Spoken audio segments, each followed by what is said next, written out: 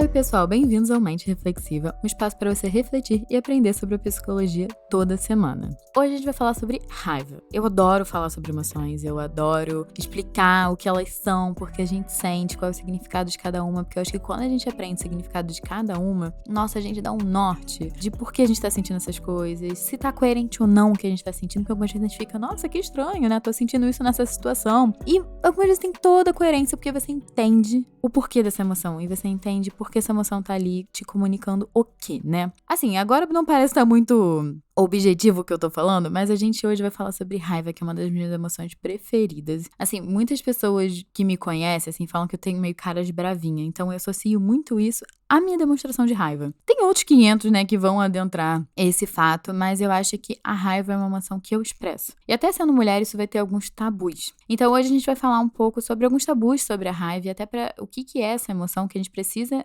aprender a identificar ela e identificar como é que ela funciona pra gente saber lidar melhor como expressar a nossa raiva. Então, o livro que eu tô usando como referência hoje pra fazer esse episódio se chama O Surpreendente Propósito da Raiva, indo além do controle para encontrar a função vital da raiva. Esse livro foi escrito pelo Marshall Rosenberg, acho que é assim que se pronuncia. Ele também é o escritor do livro de comunicação não violenta. Eu sei que é um livro que volta e meia as pessoas falam comigo sobre isso. Volta e meia ele aparece assim nas minhas sessões no consultório dos pacientes. Então vale aí eu nunca li o Comunicação Não Violenta, mas é o mesmo autor, pra quem estiver interessado. E também pra quem estiver interessado em ler o livro, eu vou deixar aqui na descrição do episódio, porque ele é um livro muito fininho e ele é feito pro público leigo, assim, no sentido de não é feito pra psicólogos, não é feito pra profissionais da saúde, então qualquer um pode ler esse livro e vai entender e vai ser super acessível. É um livro, assim, que eu li em 1 ou 2 dias, assim. Se você tiver disponibilidade pra ler em um dia, acho que você consegue ler em um dia. E ele é baseado numa palestra que o Marshall dá, porque quem é o Marshall, né? Vamos contextualizar isso. O Marshall, ele cresceu no interior de Detroit, lá nos Estados Unidos, e ele conviveu diariamente com várias formas de violência. Então, determinado a estudar as causas da violência, né, e como reduzi-la, ele cursou psicologia, obteve um doutorado em psicologia clínica em 1961, e ele criou o método da comunicação não violenta, que foi evoluindo ao longo da busca dele por ensinar habilidades de pacificação, né? Habilidades, eu acho que de você comunicar e expressar a raiva que não seja de forma violenta, até pra gente já ir fazendo um contraponto que raiva não é violência. Pode ter muita raiva numa violência, mas você pode expressar a sua raiva sem violência e agressão. Então, esse episódio vai usar como muita base a teoria da comunicação não violenta, né, que esse psicólogo Marshall criou. A comunicação não violenta, ela sempre vai dar uma insistida e sempre vai pontuar que é perigoso a gente pensar na raiva como algo que deve ser reprimido, algo que é ruim, sabe? É ruim sentir raiva, é errado, eu sou uma pessoa pior por isso. Não, gente, isso é um tabu que a gente tá em diante da raiva. Quando a gente começa a identificar a raiva como um resultado de que algo tá errado na gente, a tendência é a gente querer reprimir em vez de tratar e olhar pra ela. E esse tipo de reação diante da raiva, de reprimir, de negar, em geral, leva a gente a expressar de maneiras que são perigosas para nós e podem ser até perigosas para os outros. Então, a primeira coisa que a gente tem que pontuar aqui é que a raiva não é ruim, gente. A raiva, gente, é uma das emoções que eu mais gosto de ver, assim, acontecendo em terapia, porque a raiva, ela protege demais a gente. Eu vou elaborar isso melhor ao longo do episódio. Então, quando a gente começar a pensar em raiva, depois que você ouvir esse episódio aqui, todos os reflexivos que ouvirem esse episódio aqui vão começar a pensar em raiva de uma outra forma, e eu quero que vocês comecem a entender que a raiva, ela tá aqui pra nos ajudar a identificar e a entender quais são as nossas necessidades não atendidas, né? Porque é isso que é a raiz da nossa raiva. A raiva, ela é uma emoção que tá pra proteger a gente. E é uma emoção que ela aparece quando os nossos limites estão sendo ultrapassados ou quando algo que a gente valoriza não tá sendo respeitado ou não tá sendo valorizado. Então, como é que eu posso dar um exemplo disso, né? Digamos que eu gosto de ficar em silêncio lendo. E aí chega uma pessoa e toda hora grita. Uma hora eu vou ficar com muita raiva dessa pessoa. Ou, sei lá, se eu tô em casa e eu gosto de ficar em silêncio, já comuniquei isso pro meu parceiro ou parceira, e aí eu tô lá sentadinha, bonitinha, a pessoa senta do meu lado e começa a falar, e fala isso, fala aquilo, e fala do dia, não, e aí eu fico tipo, gente, mas eu comuniquei, assim, um limite meu, uma necessidade minha tá sendo ultrapassada e não está sendo respeitada. E por que a gente sente raiva? Porque a raiva é uma emoção com energia. Eu acho que um contraponto muito legal da gente fazer, por exemplo, é com a tristeza. Eu acho que quando vocês ficam tristes, vocês ficam com aquela vontade de ficar mais frustrado, talvez se isolar, não sei exatamente como vocês sentem a tristeza, mas a tristeza, ela tira um pouco, né, da nossa vitalidade. A raiva não, a raiva põe põe a gente na ação. E é exatamente essa a função da raiva, é a gente notar e identificar uma necessidade nossa não foi atendida e a gente tem energia pra colocar esse limite de novo, né? Pra gente ir lá e falar, não, isso daqui meu vai ser respeitado por vocês. E por isso que a gente tem que não só entender que a raiva, ela tá ali pra proteger a gente, ela tá na linha de frente, mas a gente tem que ir começando a se conhecer e ir fazendo um trabalho de detetive mesmo, de entender quais são as nossas necessidades que não foram atendidas. Nesse meu exemplo, era silêncio. Eu tava precisando de silêncio pra ler. Isso não foi atendido. Mas tem situações, gente, muito mais complexas ao longo da nossa vida que a gente vai sentindo raiva, que a gente tem que começar a entender e nomear o que a gente precisa que não tá recebendo dessa situação. Então, um dos primeiros passos que a teoria da comunicação violenta fala pra gente aprender a lidar com a raiva é a gente tomar consciência de que estímulo e gatilho da raiva não é o que causa ela. Então, qual é a diferença entre estímulo e gatilho? Digamos que eu pedi pro meu parceiro lavar a louça.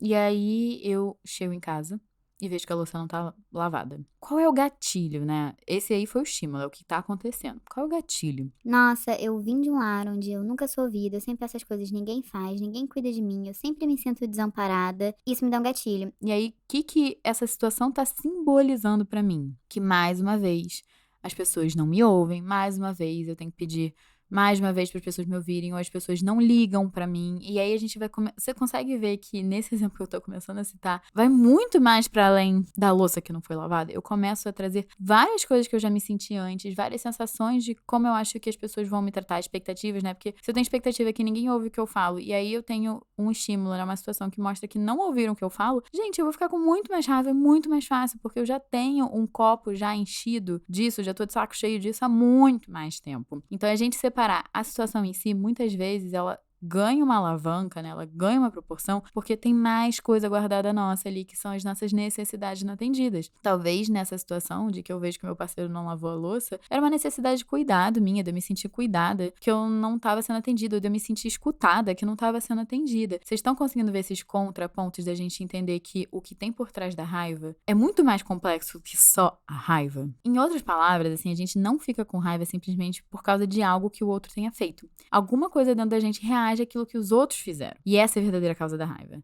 Então, é preciso distinguir gatilho da causa. Isso não necessariamente é tão fácil, por isso que eu falei que a gente tem que fazer um papel de investigador, de detetive, de ficar refletindo e analisando os nossos comportamentos, né? Esse processo de reflexão, porque a gente começa a se entender melhor. E, gente, quanto mais a gente se entende, mais fica fácil de lidar com os outros e com o mundo, porque aí a gente já sabe mais ou menos o que faz mal pra gente, o que não faz mal, o que a gente precisa, o que a gente não precisa, mas pra gente se conhecer é um processo, gente, não é tão simples assim não. Então o que eu gosto muito da teoria da comunicação não violenta é que bate muito com a terapia cognitivo-comportamental, que é a minha abordagem dentro da psicologia, que a gente tem que estar de olho na forma como a gente encara as coisas, como a gente vê o mundo, porque isso vai estar na base da nossa raiva, né? A forma como a gente pensa sobre as coisas vai influenciar a forma como a gente se sente sobre as coisas. Então, é interessante a gente dar uma olhada nos nossos pensamentos, nas nossas interpretações. Então, eu vou fazer um convite para vocês que estão ouvindo esse episódio, que quando vocês começarem a sentir raiva, gente, eu entendo que uma hora que a gente tá com muita raiva, é difícil parar pra racionalizar, tá?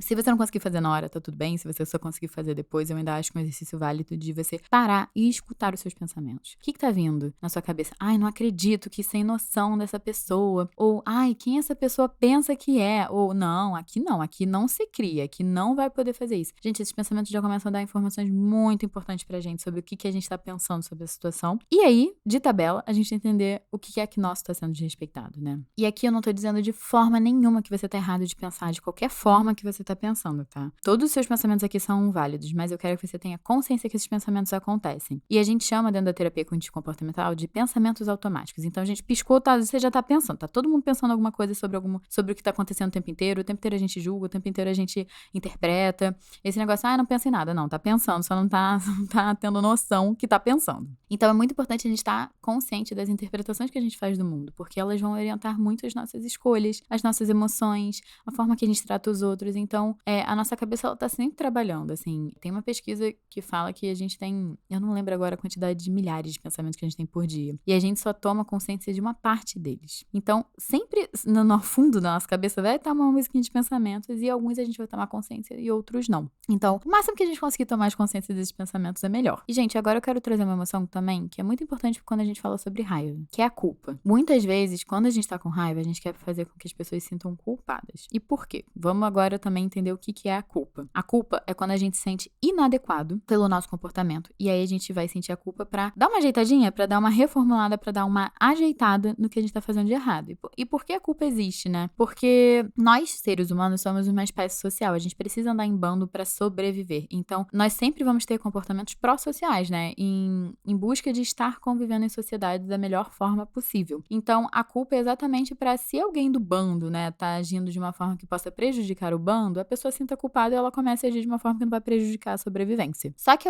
algumas vezes a culpa, né, que incitam na gente não tá adequada, porque se a culpa é pra gente tomar consciência que a gente tá inadequado, a gente tem que sempre fazer a reflexão de, será mesmo que eu tô inadequado ou é outra pessoa que tá inadequada na forma que ela tá se comunicando ou na forma que ela tá fazendo eu me sentir? Porque tem vezes sim, tá, que a gente vai estar inadequado às situações e aí a gente vai ter que mudar o nosso comportamento e a culpa vai ter cumprido o papel dela com excelência e vai ter vezes que não. Então, muitas vezes quando a gente sente a nossa raiva e a gente fica só procurando justificativas no externo, a gente não faz essa junção, né, de externo com interno, que nem eu tô sugerindo aqui no episódio, a gente quer que o mundo inteiro mude pra gente não sentir raiva. E aí, o que muitas vezes a gente vai fazer? Com que as pessoas se sintam culpadas pra elas mudarem. Só que qual é o problema da culpa, gente? A culpa não vai fazer com que a pessoa supra a nossa necessidade emocional. A gente tá falando aqui desde o começo do episódio que a raiva tá vindo aqui pra fazer a gente proteger o que é importante pra gente, que tá no fundo disso tudo. Se você é agressivo com uma pessoa, se a pessoa tá se sentindo inadequada na sua presença, a chance dela te atender no que você precisa é muito baixa. E também a chance de, quando a pessoa entender o que você tá precisando ela fazer e ela fazer de mau grado, tipo assim, não tô nem aí, ou tipo, tô fazendo aqui só porque, sabe, pra não causar mais problema, não é o que a gente quer, porque isso não cria relações no fundo de qualidade entre as pessoas, né? A gente quer uma relação no qual a gente seja atendida e a gente seja ouvida sem precisar de todo esse estresse, né? Então, eu posso trazer aqui exemplos, né, de como essa culpa muitas vezes é instaurada, porque é uma mistura, normalmente essa culpa, né, vem com uma mistura do estímulo e gatilho que a gente tava falando mais cedo no episódio. Então,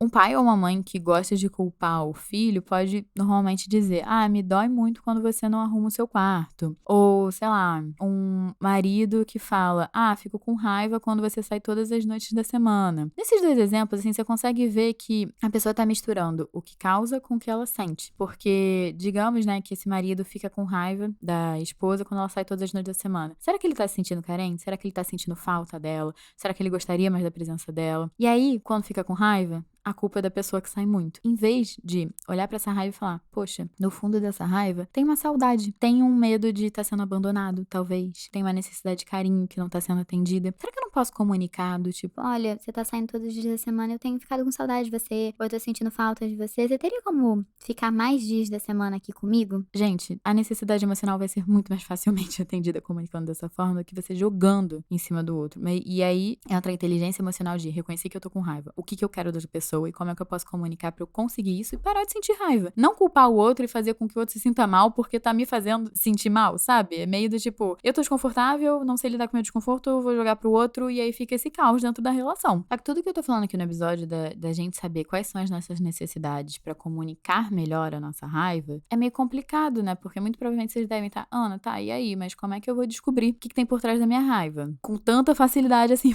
do jeito que você tá falando pelo episódio. Gente, não é tão fácil assim, tá? E vai ser meio que erro e acerto algumas vezes de: nossa, tô achando que eu tô precisando isso. Não, mas eu continuo com raiva, então não tô precisando. Vamos tentar descobrir o que é. E também, gente, é um processo de autoconhecimento. Eu acho que a gente vai ter que se observar pelo restante da nossa vida. Porque uma coisa que a gente não sente raiva hoje, a gente pode sentir raiva depois. Continuando nessa base de exemplos de relacionamento que eu tô dando muito ao longo desse episódio. Por exemplo, algo que muitas vezes não te incomodava no começo de uma relação pode te gerar raiva no final. É aquele negócio de: ah, é tão bonitinho quando a pessoa faz aí você chega no final da relação e você fala, não aguento mais que a pessoa faça isso. Por que isso acontece? Muitas vezes as suas necessidades emocionais mudaram, então naquele começo aquilo não te incomodava e agora incomoda. E aí, o que acontece? Você tem que comunicar, porque a gente tá sempre em mudança. E eu acho que esse negócio das necessidades emocionais mudarem, fica muito claro, por exemplo, numa relação de pai e filho, assim. Muitas vezes quando a gente é mais novo, a gente não consegue fazer, o nosso pai precisa estar ali fazendo com a gente, dando um auxílio, sei lá o quê. Preciso consertar isso daqui que quebrou, aí o seu pai vai lá e te ajuda, ou sua mãe. E aí quando você fica mais velho, muitas vezes você só precisa só de,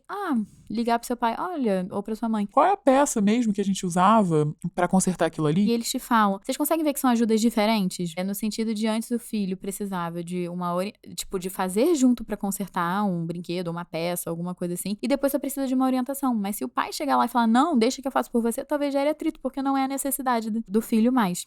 Acho que com esse exemplo fica um pouco mais claro. Então, é importante a gente entender quais são as nossas carências. E carências não no sentido ruim, gente, mas vão existir faltas, assim. A gente vai precisar de coisas pra se sentir suprido, pra se sentir bem, e não é errado a gente pedir por elas. E aí você pode falar, tá, Ana, mas aí eu posso... Identifiquei, né? Identifiquei as minhas necessidades, comuniquei. A pessoa vai estar ciente, né, que você precisa dessas coisas, que existem essas faltas na sua vida. E aí a pessoa pode querer supri-las, ou não. E em cima de como vai ser a resposta da pessoa que a gente vai entender se essa pessoa está adequada pra ficar na nossa vida ou não. Eu acho que uma coisa que a gente tem que alinhar a expectativa é que os outros, eles podem suprir a gente, mas algumas vezes eles não vão conseguir, ou eles vão falar, olha, isso é um limite meu, a partir daqui eu não consigo dar mais, ou você procura outras relações, então assim, não consigo com meu namorado, mas aí eu posso fazer esse programa com uma amiga minha, eu posso fazer isso com os meus pais, sabe? Eu posso achar outras pessoas pra fazer essa mesma coisa por mim, ou eu posso falar, não, eu quero do meu parceiro, é só ele que eu vou querer que me supra dessa forma, e aí entra o questionamento de, será que essa pessoa está adequada para as suas necessidades emocionais nesse momento? Fica sempre o questionamento. Então, o que eu quero também deixar aqui de mensagem pra quando a gente for olhar pras nossas emoções e olhar com mais carinho pra elas, né? Pra gente não ir cheio de,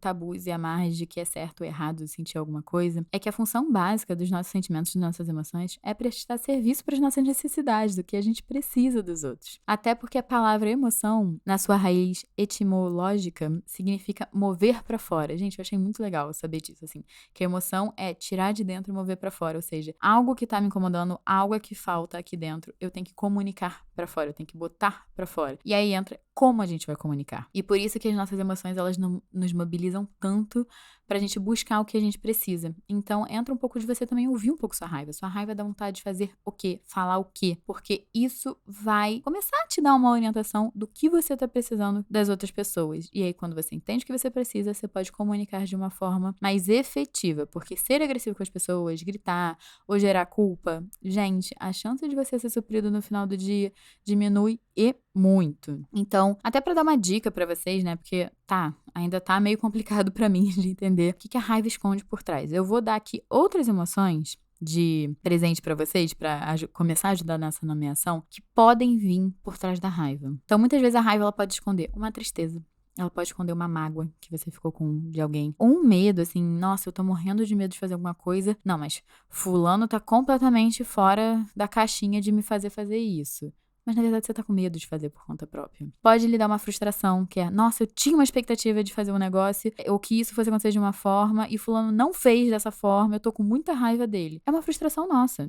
E uma expectativa nossa. Então, essas são só algumas emoções que podem ter muitas outras, e eu vou pedir pra vocês analisarem e observarem, porque a raiva é uma emoção de defesa para essas outras emoções. E raiva anda muito de mão dada com tristeza, assim, muitas vezes a gente tá triste que algo não aconteceu de uma forma que a gente queria, ou algo que a gente gosta tanto não tá sendo valorizado, e a raiva entra pra defender a gente. Então, a raiva, ela tá aqui pra defender o que é importante, os nossos valores, os nossos limites. Então, não tentem suprimir ela, não tentem ignorar ela, porque ela tá pra proteger. Então, vamos ouvir ela, e ela tá protegendo do quê? O que é que tá sendo ameaçado pra gente tentar suprir da melhor forma possível. Então, se você chegou até aqui no episódio, comenta um emoji. Sabe aquela carinha vermelha, zangada? Pra mim, eu acho que isso representa muitas vezes a raiva, sabe? Que a gente tem no senso comum, assim, de o que é raiva. Então, comentem aqui se vocês gostaram do episódio, ou se identificaram com alguma coisa, aprenderam com alguma coisa aqui que eu falei. Também classifique o podcast com 5 estrelinhas, que super me ajuda e faz total diferença pra mim. E ativa o sininho pra você não perder nenhum episódio novo que vai estar aqui toda segunda-feira. E eu também vou deixar aqui o convite pra vocês compartilharem com alguém que gostaria de aprender mais sobre a raiva, ou tem alguma questão com a raiva, ou que pode tirar uma grande reflexão desse episódio aqui pra vocês também poderem começar a conversar e entender o que tem por trás da raiva de cada um. E também, se vocês estiverem querendo se conhecer melhor e entrar nesse processo de autoconhecimento das próprias necessidades emocionais, eu vou deixar aqui um link que vocês podem conversar comigo pelo WhatsApp pra talvez marcar uma sessão de terapia. E também não deixem de seguir as redes sociais do podcast, que é o @reflexivacast. E também vocês podem me encontrar no @Ana Teresa Cavalcante, Teresa com H e Cavalcante com I, tá bem? Então, um beijo, gente!